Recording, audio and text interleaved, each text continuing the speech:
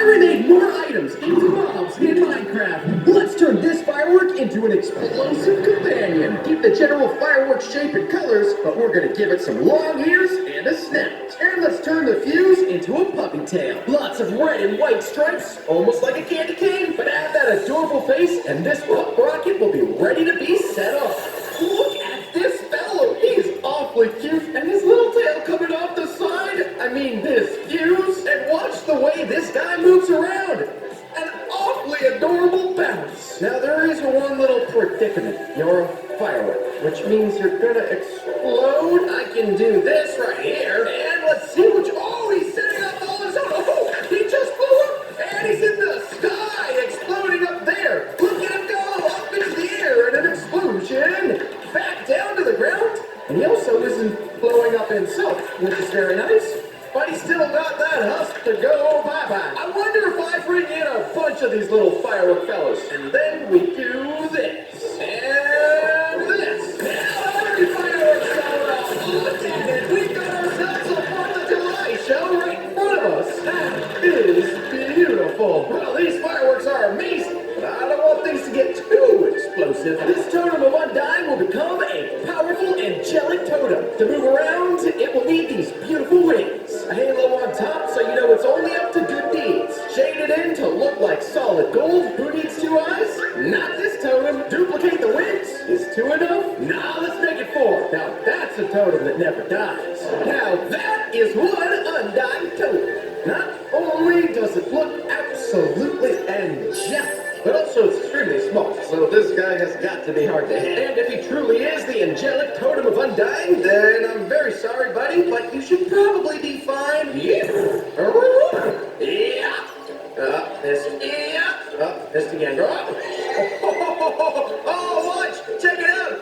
The totem of undying. I mean, the angelic totem of undying. Our horse is back. Though I do feel a little bit bad, the initial dying process cannot be comfortable. Let's test this out a slightly different way. Couple of villagers, couple of pillagers, and a couple of undying angels. It looks like these villagers almost got this guy knocked. And they're right on top of it. Though these villagers never fighting back is probably leading them to a horrible, consistent, repeated loop of demise over and over again as well. These glowberries are about to become happy little buddies. Don't judge yet. I know it looks like grotesque cherries right now. We'll fix that. Already looking better. Now time to make these berries glow. I might have lied about the happy buddies part. This one does not look happy. As a whole though, they're looking bright and ready to rock. There you go, little berry. 2 heads. Nope. This guy doesn't have any arms, so he's kind of just sitting at the will of this guy. I'm curious if one can defend the 2. Let's find out.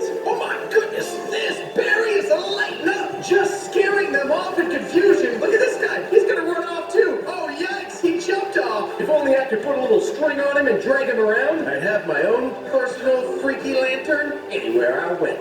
This poisonous potato is about to become a spiteful little spud. Let's begin with this potato-ish shape. Add a face that has grown out of this monstrosity. Slap on a sprout here and there. Finish it off with these putrid gas bubbles floating above it. I might get sick just looking at this thing. Let me be sure to have a safe distance in case anything goes wrong here. Oh, there it is. Yikes. This thing no longer looks like a potato. It looks like a wandering virus, and it's traveling. It's even got particles coming off the top of it. All right, let's see what this virus can do. Oh my goodness, and there it goes. Look, that was fast. As soon as he got on the same block as our poisonous potato, he went down. If I put a bunch of husks right on top of it, oh my word, look at that. Yikes. This place is contaminated. We'll turn this clock into a two-faced businessman. Start by giving it this gray body. I promise it'll be a mob, just stick with me. Give it a red eye and menacing mouth to create its night side. And on the right,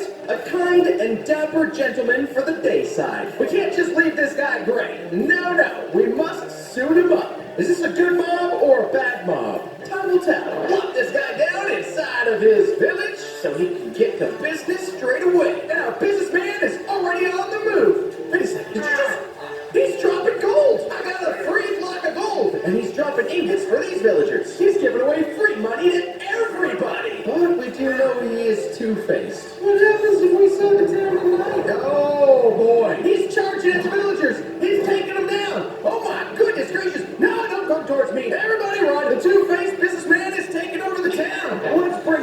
this tiny little liquid container. Shape out this blue bottle, connecting some arms and legs as we go. The bottle is see-through, so make this little guy out of glass. The water bottle will need to see where it's walking, so we can't forget the giant eye. And it's looking ready to go. Just please don't trip and fall. This feller is absolutely perfect for this desert, and friendly too. This water bottle drips just a few drops of water on you, and you instantly get some pretty beefy effects. Actually, I got a phenomenal idea. This water bottle is absolutely gonna beef up this golem. Now, what about this?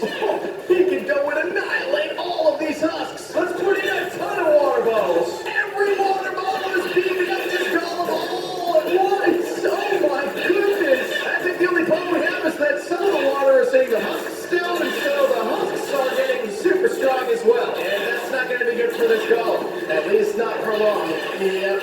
Yikes. Okay, the water can confirm is friendly to everything. Let's turn this spider eye into a fully living abomination. Create a red sphere to start. The optic nerve will become this thing's tentacles. Darken it up to really give off that spider eye feel. And we can't forget the most important part, the eyeball. Let's plop these tentacles right on inside. Oh my goodness gracious. That is a massive eye. I guess it's actually a head.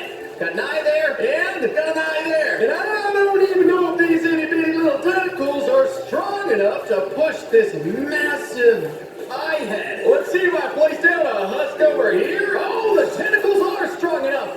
Look at this thing zip around. Ooh, it's firing off some sort of, oh my goodness, that was a speedy headbutt. It's so fast I can hardly keep track of it. Bam, down goes a husk. Oh, our water bottles have joined us. This eye is about to get extremely beefy. I don't know if I really want to be around to see it. Let's turn this music disc into its own DJ to blast some tunes. To make it a mob, it'll need some legs. For arms, it'll have these record needles. Oh, he's funky. He's grooving. He's ready to lay down some sick beats. Prepare yourselves for Jam Town. Boom! Our dancing music disc. Look at that needle. Double needles. You ever seen a vinyl use two needles at once? This is gonna be funky. Oh my gosh, it's actually jamming. We got ourselves an absolute banger. What happens if I plop down some husks here? Look, even the husks are dancing. Nobody can be angry when you got tunes like this blasting nearby. This disky DJ is gonna turn the whole world friendly. I know there's a creature living in this Nautilus shell. We'll make sure it comes out to say hi. Start by making the shell